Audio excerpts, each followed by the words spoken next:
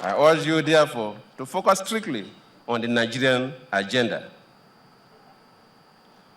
I expect that as persons of integrity and honor, you will do nothing in this conference that will undermine our efforts and desire to build a truly great nation. I also expect that your discussions will be informed only by the noblest of instincts and persuasions. Our sole motivation for convening this conference is a patriotic desire for a better and greater nation.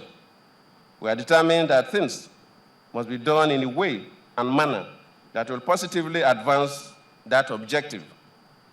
While we recognize that groups and communities are the building blocks of our nation, we must also emphasize that we need one another to build a solid and prosperous country of our dreams.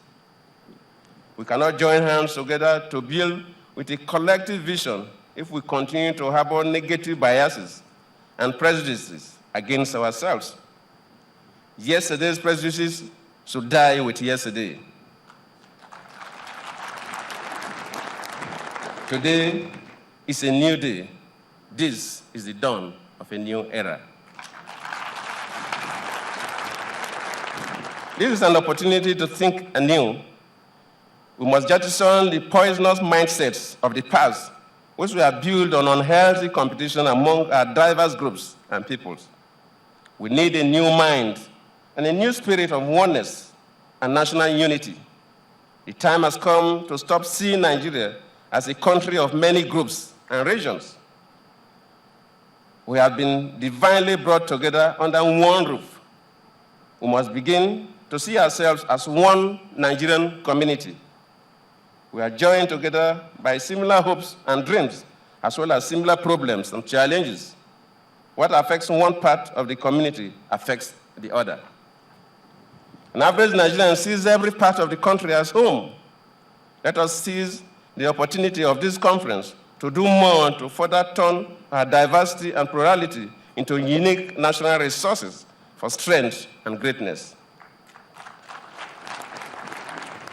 I have always affirmed that our ability to stay together despite our acknowledged differences when other countries are finding it difficult to meet that challenge is a powerful statement by Nigeria to the world on the virtues of tolerance and unity. It's a strong and compelling statement in a world most afflicted by strife and violence. We must sustain it. We must not allow the antagonists of unity and togetherness to prevail. We must work ceaselessly to remain one nation, bound in freedom, peace, and unity, as our national anthem says. Honorable Chairman and distinguished delegates, I urge you not to be under any illusion as you begin your assignment. The task that lies ahead of you is formidable. Over the coming weeks, you will be confronted with complex and emotive issues. Strong views will be expressed by opposing sides, and some disagreements will, in all likelihood, be intense. I sincerely believe, however, that we can overcome all obstacles to true national unity if we dig deep into the recesses of our national character and look up to God Almighty for wisdom, guidance, and the generosity of spirit we need to ensure the success of this conference. Once again, I wish to express my appreciation to the Nigerian people who have, without hesitation, accepted dialogue as a means of resolving all differences and tensions that may exist in the country, and therefore giving their unequivocal support for this national conference. Let me at this point thank the National Assembly for introducing the provisions for a referendum in the proposed amendment of the Constitution. Of course, in the proposed amendment, I'm happy that the Deputy Senate President is here, the Representative Senate President, the Speaker himself is here, so the two parliaments are fully here. The proposed amendment, there's also a provision that Nigerians can even write a new constitution if they so desire. So we have to thank them for that. This should be relevant for this conference if at the end of the deliberations, the need for a referendum arises.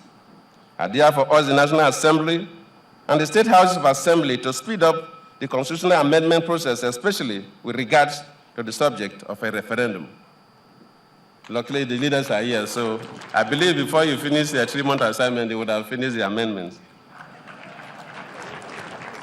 I thank the chairman, Senator Femi Okrumu, and members of the Presidential Advisory Committee for the arduous work they undertook to prepare for the conference.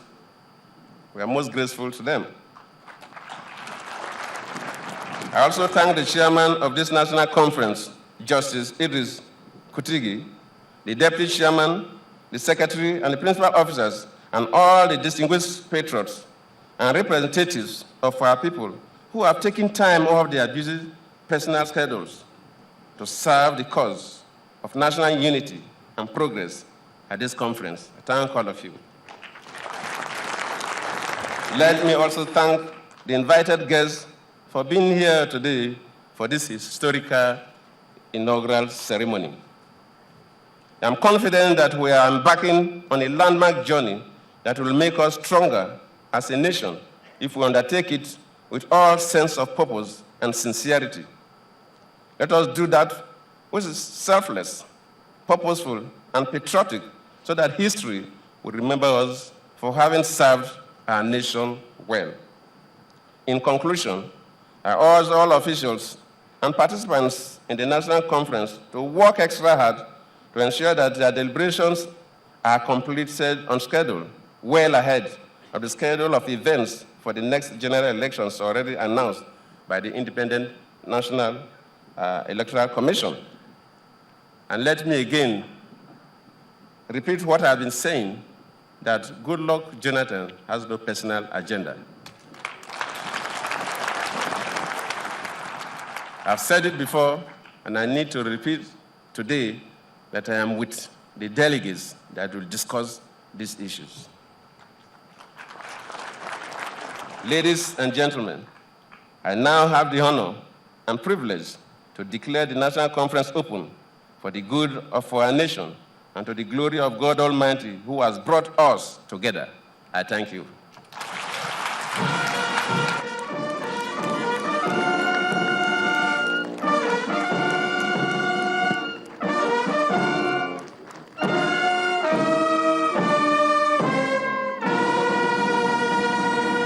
Can we appreciate him one more time? Thank you very much. Thank you.